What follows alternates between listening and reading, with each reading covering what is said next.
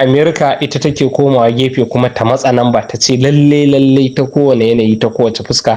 tana so a tsagaita wuta a samu fahimtar juna. Mun ga tun a wajen kwana 5 baya ta nemi a samu tsagaita wuta na wajen kwana 10. Iran ta nuna ba ta da sha'awa, ba ta da wannan muradin. Domin sani dai ƙarshen al'amari bisa yanayin yadda muka riga muka sani kuma al'adar Iran muka riga muka sani, a duk lokacin da Amerika ta matsa nan ba akan lalle sai an tsagaita wuta, Iran za ta yi ta nuni da cewa ba ta so, babu wannan batun, ba za ta yadda ba za ta dakatar da kai wa Amerika harara ba har sai ita ma ta gama cimma muradanta. Ƙarshe dan al'amari sai kuma a ga Iran ta sassauto ta yadda ta amince. To yanzu ma ba mu sani ba shin hakan za ta faru ko kuma hakan za ta faru ko kuma dai sai nan gaba. Amerika dai gaskiya ta dage lalle so take a tsagaita wuta a daidai lokacin da kamar yadda na faɗa suna nan suna ta shirye-shirye, inda ko a ɗazun Iran ta nanata ta ƙara faɗa cewa akan UK da take tashin shine kamar yadda suka ba da dama a yi amfani da military base nasu wanda ke nan gabas ta tsakiya, da ma duk ma ba ma na iya nan gabas tsakiya ba, duk inda military base nasu yake sun amince sun sahale a yi amfani da su wajen farmakar Iran kuma ta ce in har hakan ta faru ta kasance, to tabbas ita UK Ingila ta sani cewa yadda aka yi rugu-rugu aka lalata sansanin Amerika na nan gabas ta tsakiya, to ita ma ta sani cewa za ta fuskanci ire-iren waɗannan abubuwa. Yanzu lissafi ya rage yanata. Kamar a jiya na ga wani marubuci ya faɗi makamancin maganar da dakta ya riga ya faɗa a nan akan batu na shi wancan firayim minista na ƙasar Ingila wanda ya murabus ya sauka, shi ba zai iya yin wannan yaƙi ba zai iya yi ba zai ba da cikakken goyon baya ba, ko kuma ya ji tsoro. Shi kuma wannan da ya zo ya nuna zai ba da cikakken goyon baya, ma'ana shi zai yi aikin kuma gashi nan ya amshi aikin a karan kanshi zai yi. Muna fata muna roƙo Allah ya rusa su. Sai kuma rahoto na gaba gashi nan dai Amerikan ce dai ta wannan fuska suna nan suna ta abubuwa iri-iri daban-daban akan yanayin yadda za su tura sojoji ta ƙasa akan abin da ya shafi ɓangaren tataccen uranium na ƙasar Iran, wanda sai ka ce nasu kawai suna so za su je su kwato shi ko su anso shi,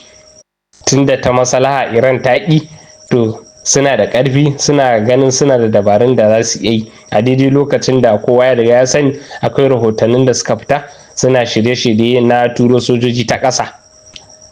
suna wannan shirye-shiryen a daidai lokacin da aga kuma Iraniyawan su ma na nan guraren da ake tani za su shigo ɗauke da makamai ɗauke da makamai iri-iri daban-daban, ma'ana sun shirya kawai jira suke sojojin Amerika su shigo. In sun shigo kuwa za su fuskanci ƙalubale da dama wanda ba su taɓa tsammani ba, ba su taɓa fuskantarsa a wannan duniyar da suke ciki ba. Yanzu su ake jira. Gwamnati ita kanta yarda RGC da ragowar al'ummatan ƙasa waɗanda suka yadda su ba da dukiyansu da rayukansu akan kare 'yancin ƙasarsu da 'yancin addininsu sun shirya tsaf, su suke jira. Yanzu ya rage za su zo ko ba za su zo ba, amma dai kowa ya riga ya sani ƙarshen dai al'amari dai yana daga cikin tsare-tsaren wannan yaƙi da ake yi. Dole in dai ana so a haƙaƙar da dukkan manufofin da ake so a haƙaƙar, dole sai an turo sojoji ta ƙasa ba. To an yi amfani ta sama duk ba a cimma muradi ba, to suna ganin wannan kusan shine zaɓi na ƙarshe da ya rage musu, duk da sun sani cewa za a asarar rayuka, amma suna hasashe suna leƙowa cewa kamar za su samu nasara. Wani bijayi sai da alfarma annabi da alƙur'ani ba za su samu nasara ba. Gashi nan kuma duk wanda ya bibiyi wannan rubuce-rubucen da aka riga aka yi, gashi na adadin asarar da Amerika ta yi a waɗannan arangama na wajen sati 2 da aka riga aka yi, sun tafka mummunan asara fiye da yadda ba a tunani, fiye da tunanin duk wani mai lissafi. Jirage marasa matuƙa, manya-manyan makamai da jirage wannan F-15 da MQ-9 gashi nan har da wannan P-8 duk dai ga su nan C-17 ga sunan dai abubuwa da dama, banda rada da iya defense system wanda aka lalata musu, da kuma manya-manyan jirage na yaƙi, da kuma waɗannan kamfanonuwa, manya-manyan kamfanonuwa na Amazon ɗin nan, da gurare da suke gudanar da aikace-aikace musamman akan abin da ya shafi ɓangaren leƙen asiri da tattaro bayanan sirri, duka Iran ta farmake su, ta lalata su. Wannan abin da IRGC ta faɗa kenan, duk da kowa ya riga ya sani haƙiƙanin lambar da aka riga aka faɗa ma ɗin ta fi haka, banda ita kanta Amerika ita ma ta ɓoye wasu lambobin. Yanzu mun ga abin da ƙididdigar da IRGC suka faɗa cewa akalla sun kashe sojojin Amerika wanda suna da yaƙini, suna da tabbas fa, sun haura 200, banda waɗanda suka jikkata. Ita kuma Amerika a lissafin da duka sojojin da aka shekan mata ba su wuce guda 10 nawa ne ba suke faɗa, amma ga abin da IRGC suka faɗa, kuma mu tabbas sai mun fi yadda, mun fi amanna da abin da IRG suka faɗa akan Amerika, saboda kowa ya riga ya san yanayin yadda suke da ƙarya da kuma control na media. Sai abin da suke so duniya ta sani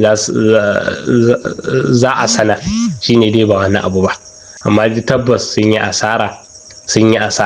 Muna fata Allah ya lallanka musu wannan asara da suka yi. Ita kuma Iran muna roƙo, muna fata Allah ya bata kariya. Ita ma a nata ɓangaren Iran ɗin dole akwai abubuwan da ita ma ta rasa,